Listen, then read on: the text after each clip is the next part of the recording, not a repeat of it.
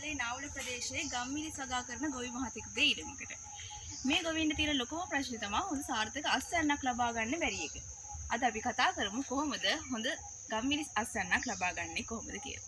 ලබා ගැනීමට මුලින්ම කළ යුතුයි භෝග සනීප ආරක්ෂක කටයුතු. කන්නේකට අස්වැන්න නෙලීමෙන් පසු මල්හට ගැනීම සඳහා ගම්මිරිස් වලට හොඳ හිරු රශ්මියක් හිරු එළියක් අවශ්‍ය වෙනවා. මුලින්ම සෙවණ අයින් කළ යුතුයි.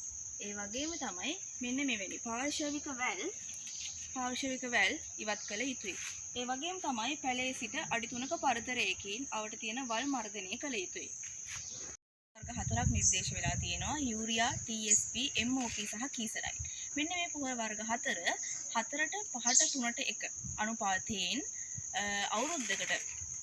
අවුරුද්දකට ග්‍රෑම් 1400ක ප්‍රමාණයක් එක වැලක් සඳහා යෙදිය යුතු වෙනවා.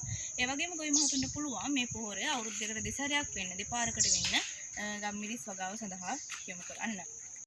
තෙතපසර පොහොර යෙදීමෙන් අනතුරුව අපිට වසුනක් යෙදිය යුතු වෙනවා. ඒ සඳහා අපිට ගිනිසෙයියා පාවිච්චි කරන්න පුළුවන්.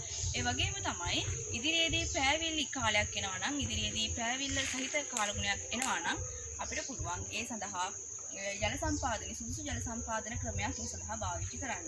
ඒ වගේම ගම්මිරිස් පැලයකට සාමාන්‍ය සතියකට වතුර ලීටර් 16ක් ප්‍රමාණයක් අවශ්‍ය වෙනවා. ඒ සඳහා වතුර යෙදීමත් ගම්මිරිස් වගාව සඳහා ඉතාමත් අත්‍යවශ්‍ය කටයුතු අනුගමනය කිරීම මගින් ඔයාලටත් පුළුවන් අක්කරයකට කිලෝ 500ක් 600ක් වගේ විශාල අස්වැන්නක් ලබා ගන්න.